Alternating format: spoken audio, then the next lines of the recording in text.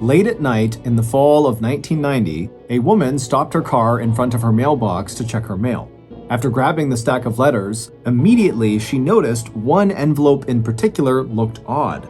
Unlike the other letters in her hand, this one had no postage, no writing on it, and it was unsealed. Curious, she opened it up, and within seconds, this woman would be literally screaming at the top of her lungs and driving full speed down the road away from her house as fast as she possibly could. But before we get into that story, if you're a fan of the strange, dark, and mysterious delivered in story format, then you come to the right podcast because that's all we do, and we upload twice a week, once on Monday and once on Thursday. So, if that's of interest to you, the next time the Amazon Music follow button cleans their house, be sure to sneak in afterwards and untuck all of their bed sheets. Okay, let's get into today's story.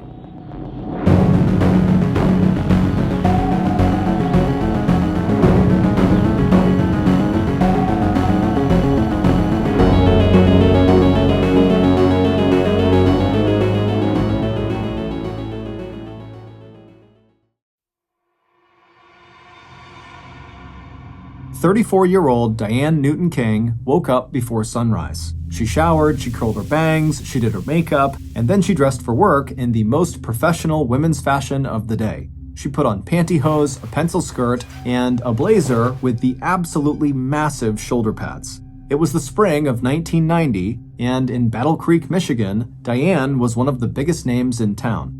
Diane anchored the morning news show for Battle Creek's local TV station, WUHQ, which meant most days of the week, Diane had to leave her house by no later than 4:30 a.m. As she shuffled around her two-story farmhouse in her pantyhose, trying to figure out where her briefcase was, Diane's husband, Brad, hollered up at her from the kitchen to tell her that breakfast would be ready in 5 minutes. Diane was thrilled. She had recently discovered that she was pregnant with their second child, and so she was constantly feeling hungry. Diane finally found her briefcase, then she slipped on her shoes and made her way downstairs into the kitchen. Her firstborn child, 2-year-old Marler, was sitting in his high chair chomping away on some apple slices. Diane kissed him on the forehead before sliding into her own seat at the kitchen table. 43-year-old Brad brought Diane a plate of scrambled eggs and toast. It was her favorite, and he made it for her every morning.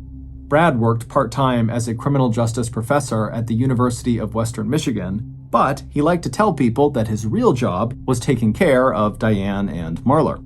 And for the most part, that was actually pretty true. Most days, while Diane was at work, Brad managed things on the home front. It was an untraditional dynamic for the time, and some of their friends jokingly called him Mr. Diane King, but Brad didn't mind. He was proud of Diane, and he was happy to support her this way. Diane scarfed down her breakfast, gave Brad and Marler a kiss goodbye, and then she grabbed her coat and raced out the door just as the clock hit 4:30 a.m. Outside the farmhouse, Diane paused for just a moment. She'd always wanted to live on a farm, and when she looked out across their property, with the cement silo on the left and the old red and white Victorian barn on the right, and the hundreds of acres of farmland and woods surrounding the house, she felt like she was really living her dream, even though the family didn't do any actual farming. But someday, Diane thought, maybe after the baby came, she'd leave the TV station to focus on her family and maybe even grow a few vegetables. But for now, all that would have to wait. It would be months and months before the baby arrived, and Diane had a lot of things she wanted to accomplish before then. So Diane, standing on her front stoop, took one more deep breath of clean country air, then she walked down the gravel driveway and hopped into her brand new Jeep Wagoneer. Diane then slowly drove down her long driveway, and when she reached the black mailbox at the end of the driveway, she turned right onto Divison Drive, the street she'd called home for more than a year now. And from there, she snaked her way through the neighborhood out to the highway. About 20 minutes later, Diane was sitting behind her desk, diving into yet another busy day of reading the news. Most days, when Diane arrived at the office, the first thing she would do is review her scripts for the day. Then she would anchor the morning news show, and then Diane and her staff would spend the rest of the day reporting and writing stories for future news segments. Diane worked a lot, and she worked really hard. She was actually a perfectionist, and she expected perfection from the people around her. And sometimes that perfectionism rubbed her colleagues the wrong way. But the people who actually watched her on TV, the audience, loved her. Diane was constantly being invited to meet local celebrities and attend different charity events around town. But despite how well things seemed to be going both professionally and personally for Diane, something very unusual would start to happen to her, and it would change her life forever. It all started with a phone call. Diane was at the office, sitting behind her desk, working on a story, when her phone rang. Now, remember, this was 1990, so Diane did not have a cell phone or even caller ID. All she had was a landline. So Diane's phone began to ring, and without hesitation, Diane picked it up because the people who typically called her on this line were her colleagues or sources or people who knew her personally. But this day, the caller was not any of those things. Instead, the caller was a fan. Diane didn't ask the caller what their name was, but based on their voice, Diane guessed that the caller was a male, probably in his 20s or 30s. He said he had been watching Diane on TV, and he was so inspired by her reporting, he was thinking about getting into broadcasting himself, and he wanted to know if Diane had any advice about how to break into the business. Diane was caught off guard that this guy got her number, but she was polite and professional and ultimately recommended that he get enrolled in the communications department at the local community college. Diane even recommended specific classes she thought he should take. The fan thanked Diane for her time, and she wished him luck in his professional efforts, and then she hung up the phone, expecting never to hear from this guy again. But Diane would hear from him again. The fan started calling Diane's direct line on her desk on a very regular basis, sometimes as often as 3 times in a single week. And again, because Diane didn't have caller ID, she just kept answering his calls unintentionally. Despite being really annoyed by all these calls, Diane still remained very professional with the fan and continued to give him advice about how to do her job. However, the more he called, the more Diane sensed there was just something off about the guy. For one thing, she started to suspect that he wasn't actually interested in pursuing journalism. The questions he asked her didn't feel like the kind of questions you would expect from someone who was looking for guidance or information or even mentorship. They felt like an excuse to contact her, like he was making up questions just so that he could listen to her answer them. And there was something else that seemed kind of creepy. The more Diane heard from this guy, the more she noticed he had this very strange way of talking. It was slow and kind of slurred, almost like he was under the influence of some drug. Now, nothing this guy said to her was ever overtly rude or threatening, but after several calls, Diane couldn't help feeling like this guy could be a danger to her. And she had good reason to feel that way. For the last 2 years, every supermarket tabloid in the country had been running these stories about the rise in celebrity stalking cases. And now, the problem had gotten so serious that even the legitimate newspapers were covering these stories too. There were stories about celebrities getting threatening letters, and stories about their homes getting broken into, and some of these stories ended violently. Just 1 year earlier, an obsessed fan in Los Angeles, California, had shot and killed a young television actress on the doorstep of her own apartment. And it wasn't just the media that saw these stalking cases as being a big problem. Slowly, the government was also starting to realize that something had to be done. The problem was, nobody really knew what to do about it. In the 1990s, there were no anti-stalking laws anywhere in the country. And neither psychologists nor law enforcement could say for sure if it was better to confront a stalker head-on or simply ignore them. Diane wasn't sure if her situation with her fan would be considered a celebrity stalking case, but she was definitely feeling a bit scared of this guy and just wished he would leave her alone. So Diane consulted with the people closest to her, and everybody offered her different advice. One of her friends told her to be nice to the guy because who knows what would happen if she made him mad. One of her colleagues suggested that Diane just tell the guy to back off, but Diane could see that there was potential for problems in both of those situations. So Diane turned to Brad, her husband, not only because he was smart and an objective thinker, but also because, in addition to being a part-time professor of criminal justice, Brad also used to be a police officer.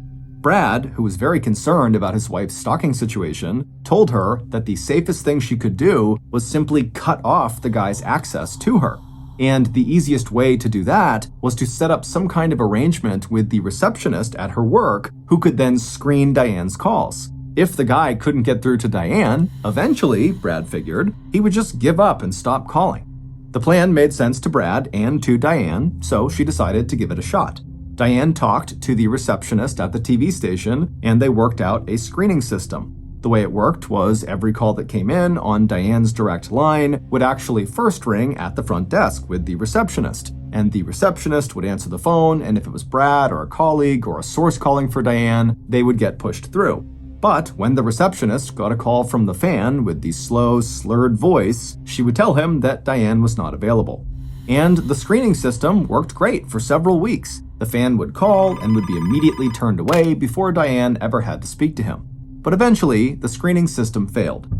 One afternoon, around the end of the summer in 1990, Diane was in the newsroom sitting at her desk filing some papers when her direct landline on her desk started to ring.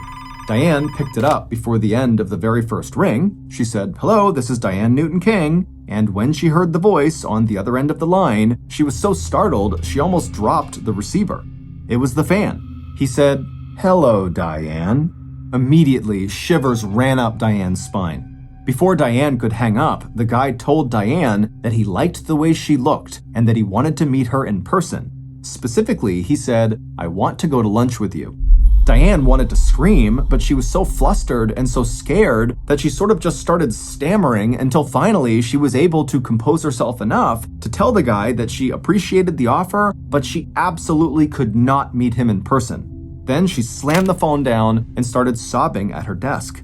As she cried, everybody in the newsroom looked over and was very concerned. That night, when Diane came home, she told Brad about what happened that day, and Brad was livid. How could this guy get through to her phone? Why didn't the receptionist screen the call? Brad called the station and demanded answers, but no one at the station, including the receptionist, had any idea how this guy got through to Diane. The station told Brad they would look into the situation right away and make sure that from now on, absolutely no calls whatsoever would reach Diane's line unless they had first been screened. Now, it's unclear exactly what the station actually did to ensure that, but from that day forward, the fan's calls were always intercepted by someone at the station, and so Diane was protected from speaking with him. And after a couple of weeks, the fan's calls to the station started to slow down. And after a couple of months, the calls stopped entirely. And soon, Diane just kind of forgot about the fan and moved on to more important things in her life, like the upcoming arrival of her second child, a baby girl. And with this child, Diane was becoming more and more conflicted about what she wanted in life. Suddenly, her career just felt a whole lot less important than being home with her kids. And so she started talking more openly with her family and friends about potentially leaving the station after her daughter was born so she could be a stay-at-home mom and enjoy a simple farmhouse life with her family. But all of that excitement and optimism about the future would come to an abrupt end one night in the fall of 1990.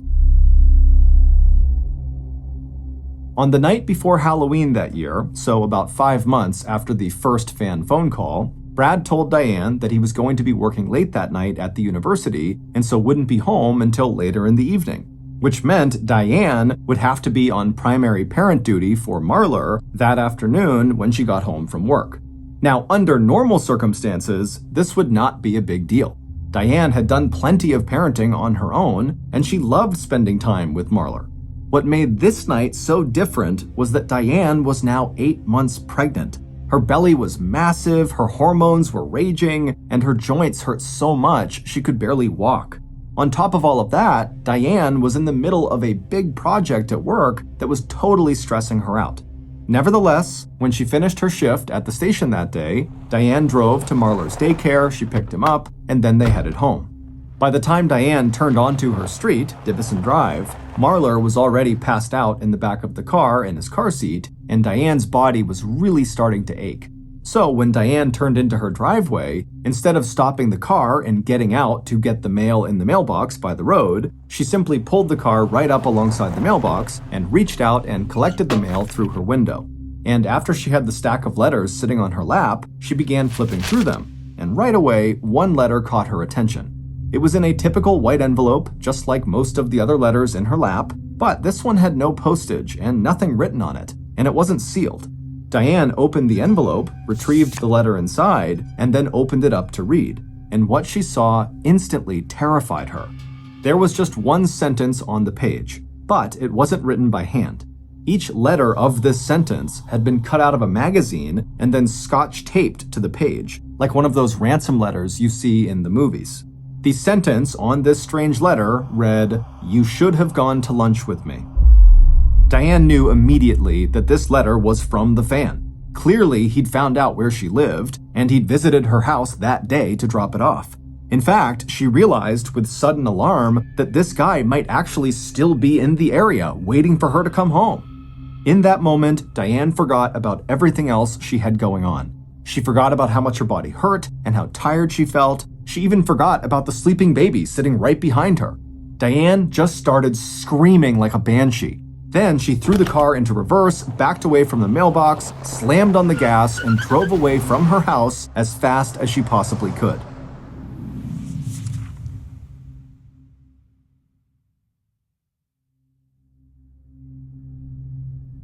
About 15 minutes later, Diane showed up at her friend Cindy Acosta's house. Diane and Cindy worked together at the TV station, and Cindy was one of the first people Diane had reached out to for advice when this fan started calling her. When Cindy opened the door, Diane, who was carrying Marlar, practically collapsed into Cindy's arms. In between sobs, Diane told Cindy about this letter and how scared she was, and right away, Cindy said, "We have to call the police."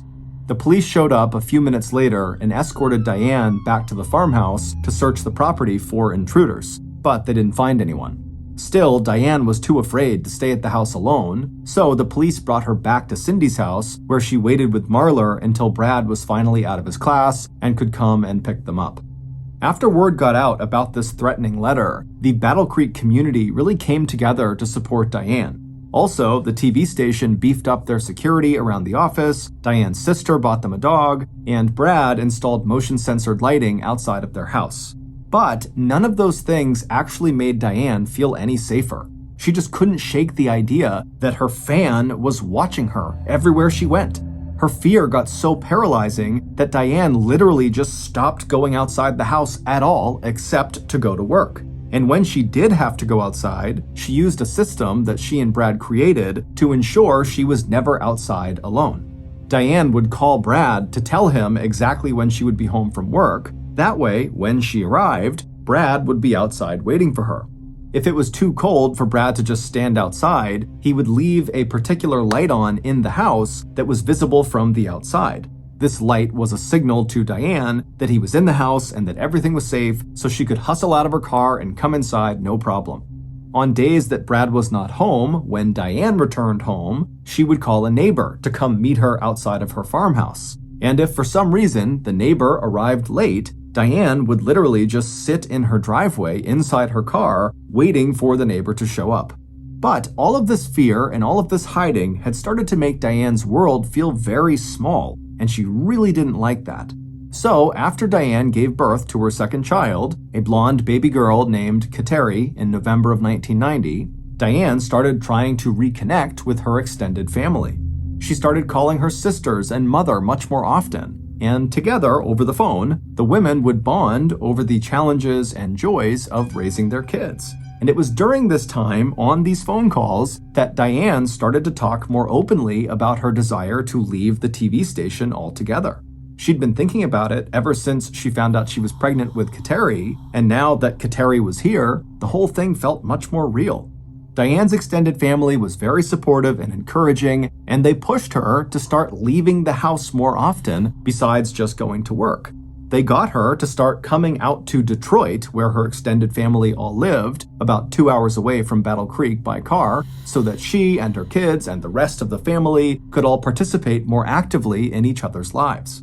And so, starting in late 1990/early 1991, every few weeks, after delivering the Thursday morning news break, Diane and her 2 kids would leave Battle Creek and head out to Detroit.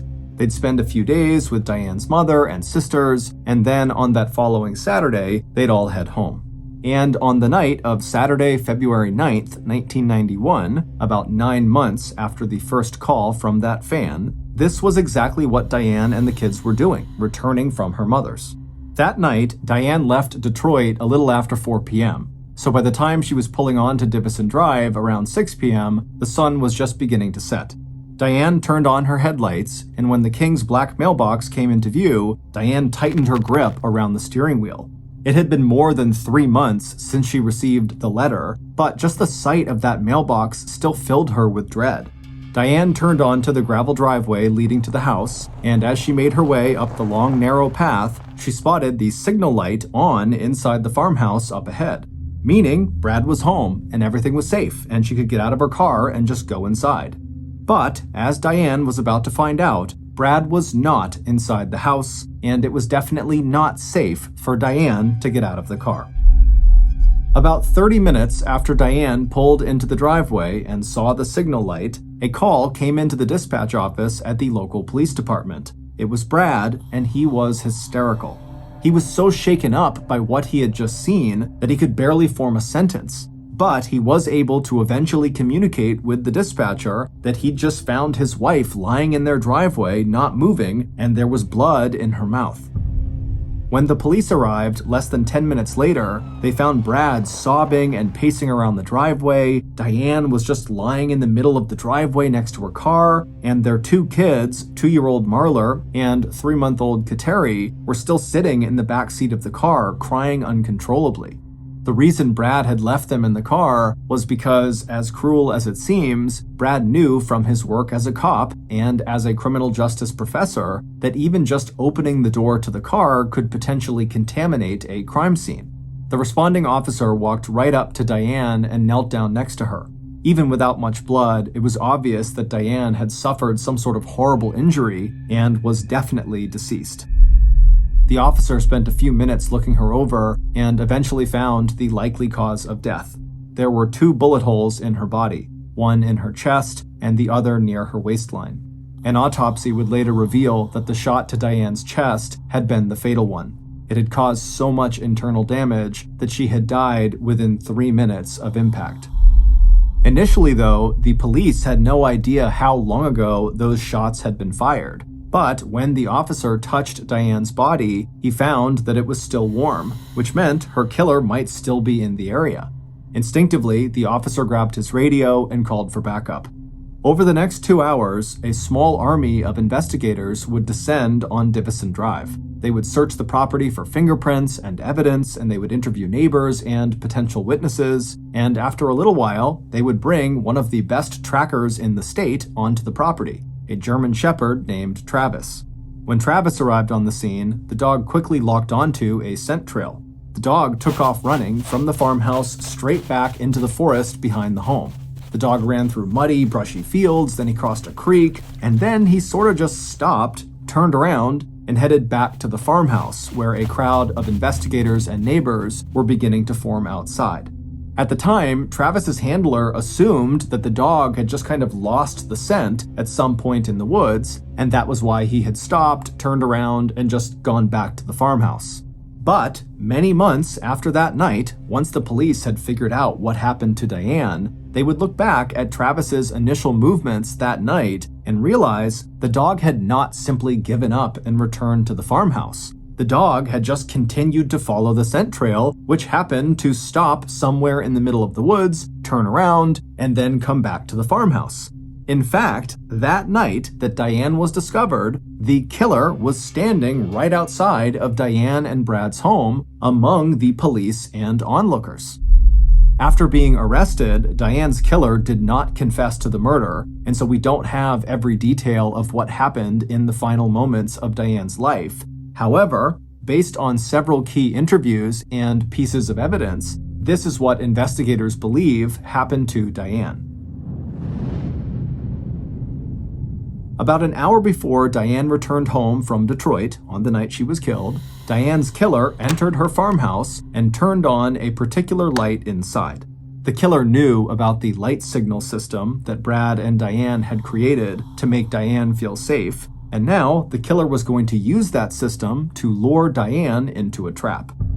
After switching the signal light on, the killer walked back outside and headed for the old red and white Victorian barn, which was situated in front of Diane and Brad's property, just to the left of the gravel driveway. There was no light in the old barn, but it didn't matter. The killer had been on this property many times in the past and had even practiced this particular route in the darkness when no one else was home.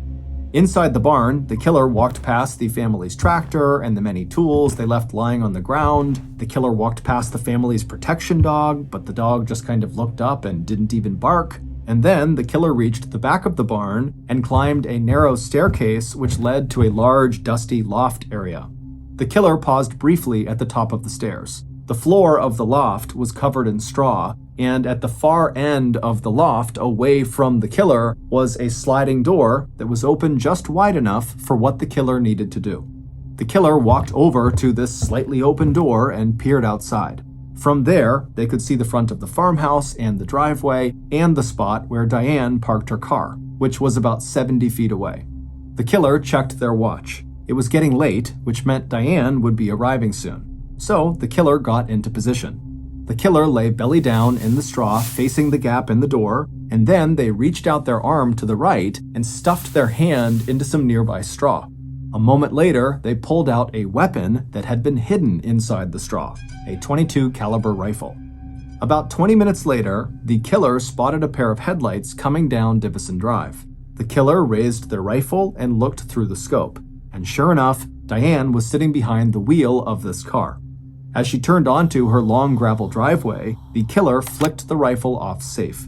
The killer held Diane in their sights as she drove up the driveway to the house. And when she got close enough that the killer could hear the gravel under her tires, the killer slipped their finger over the trigger.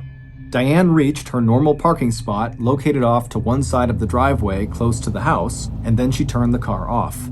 As she gathered her things inside of the car, the killer pushed the rifle's barrel through the small opening in the sliding door and focused their sights on Diane's car door. A moment later, that door opened up and Diane stepped out onto the driveway. The killer paused for a second, taking in the sight of the woman they had terrorized for months and months, calling her over and over and over again at work, and then leaving her that threatening letter in her mailbox. Then, the obsessed fan / Diane's killer squeezed the trigger. The bullet hit Diane squarely in the chest, throwing her body backwards onto the ground and tearing through her insides. After watching her fall to the ground, the killer quickly got up and, with the rifle in his hand, hustled back to the stairs, climbed down to the first floor of the barn, and then marched outside over to Diane's body. Everything was going exactly to plan until the killer spotted something he did not expect to see. Diane's two kids, Marler and Kateri, were still sitting in the back seat of her car. The killer began to panic. Why were the kids here? The killer was certain Diane's plan had been to leave her kids in Detroit for the weekend with her grandmother. But, as the police would later discover, the arrangements for the kids were changed at the last minute because one of the kids had gotten sick while they were at Diane's mom's house, so Diane just brought the kids home with her. But for Diane's killer, the kids presented a huge problem, because after killing Diane, the killer had planned to drive away, get rid of the gun, and then try to establish some kind of alibi before Diane was discovered. But now there were these two kids in this car without heat in the middle of winter in freezing cold Michigan, and so if the killer left, the kids would freeze to death, and the killer was not trying to kill anyone except for Diane. So the killer changed plans. First, he turned away from the kids, crouched down, and then fired an additional shot into Diane's body to make sure she was dead. This was the shot that tore into her waistline. Then the killer turned and ran into the forest behind the farmhouse and charged through muddy, brushy fields across a creek to a spot where they were able to hide the rifle, and then the killer turned back around and ran back to the driveway of the King's house. When the killer got there, they ran up to the car window and looked inside and waved to the two kids and said, "Everything's gonna be fine, okay? Daddy's here. I'm gonna make a phone call and then I'll be right back." Then, Brad King, aka Diane's obsessed fan, aka Diane's killer, ran inside of his house that he shared with Diane and called the police. When they answered, Brad hysterically told him that he had just been out for a walk in the woods, and when he came back, he had found his poor wife lying in the driveway, not moving. It would turn out Brad King had been obsessed with Diane ever since the first day he met her. She was beautiful and funny and more ambitious than anyone Brad had ever met. Diane dreamed of becoming a news anchor, and Brad wanted to help make Diane's dreams come true. So, while Diane was off working her way up to the news desk, Brad spent most of his time working to make sure she had everything she needed to be successful. He cooked Diane's meals and ironed her clothes, he handled the shopping, and when the kids came along, Brad took care of them too. And as far as Brad was concerned, everything was working out great. Until one day, when Diane came to him and told him that she wanted to quit her job at the TV station so that she could stay home and raise the kids. In fact, she told him she was planning to leave the station the summer after Kateri was born. Diane hadn't formalized this announcement yet, but pretty much everyone in Diane's inner circle knew about her plans. But the problem was, if Diane was going to stay home, then Brad would have to be the family's primary breadwinner. And being a part-time professor just wasn't going to cut it. He would have to go out and find a full-time job, which was something Brad simply didn't want to do. He had grown to love not working very much, and he was not prepared to change that. However, when Brad voiced his concern to Diane about not wanting to work full-time, she was empathetic, but said it was really important for her and the kids that she be home with them. So he would just have to kind of accept it and get a full-time job. However, Brad did not accept this. Instead, he decided he would just kill Diane. And because of his background as a police officer and as a criminal justice professor, he was confident he could get away with it. Brad knew that whenever a woman got murdered, the male partner is almost always identified as a primary suspect. So Brad knew he would need to create another suspect to divert attention away from himself. This is when Brad came up with this obsessed fan concept. About 10 months before Diane's murder, Brad began calling Diane's TV station, pretending to be this obsessed fan. He would intentionally slur words and slow down his speech to make sure Diane could not recognize him. Then, about 5 months after that first call, when by this point everybody in town knew about Diane's stalker, Brad decided to up the ante. On the night before Halloween, Brad left that threatening letter in the mailbox. He used cutout letters so Diane could not identify his handwriting, and he did it because he knew that type of letter would be more intimidating because of its use in scary movies.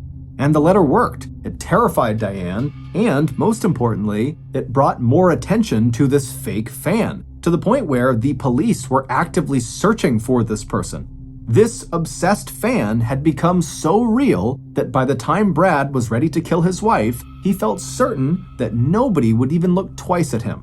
But thanks to his kids still being in the car after he killed Diane, Brad had not been able to flee the scene like he had hoped, and so he had to come up with a story about how he had been walking in the woods that night and had returned home and came upon his wife in the driveway, and that's when he called police. But this story didn't make sense. Police discovered that Brad would have known exactly what time Diane was coming home that night because Diane's mom had called Brad and told him when Diane had left her house. And based on the system that he and Diane had, Brad would have known that Diane would have expected him to be at their house waiting for her when she arrived. So why would Brad choose to be out on a walk in the woods at the exact moment Diane was arriving home? Also, neighbors had just seen Brad carrying the .22 caliber rifle that was used to kill Diane. The gun was located in the creek behind their house, roughly where Travis the tracking dog had gone on the first night of the investigation. And in the barn, police also found a single shell casing from the shot that killed Diane. On December 13th, 1992, Brad was convicted of murdering his wife, Diane. He was sentenced to life in prison without the possibility of parole. He never showed any remorse for her murder. Diane was buried in Detroit, near where her family lived. On her headstone, it says, "Beloved daughter, sister, mother." Diane was also, of course, a wife, but her family decided not to include that word.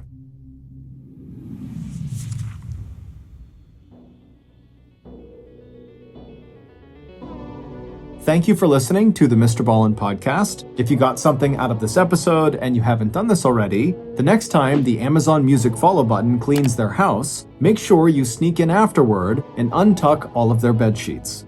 This podcast airs every Monday and Thursday morning, but in the meantime, you can always watch one of the hundreds of stories we have posted on our main YouTube channel, which is just called Mr. Ballen. Consider donating to our charity. It's called the Mr. Ballen Foundation, and it provides support to victims of violent crime as well as their families. Monthly donors to the Mr. Ballen Foundation Honor Them Society will receive free gifts and exclusive invites to special live events. Go to mrballen.foundation and click Get Involved to join the Honor Them Society today. If you want to get in touch with me, please follow me on any major social media platform and then send me a direct message. My username is just @MrBallen, and I really do read the majority of my DMs. Lastly, we have some really cool merchandise, so head on over to shopmrballen.com to have a look. So that's going to do it. I really appreciate your support. Until next time, see ya.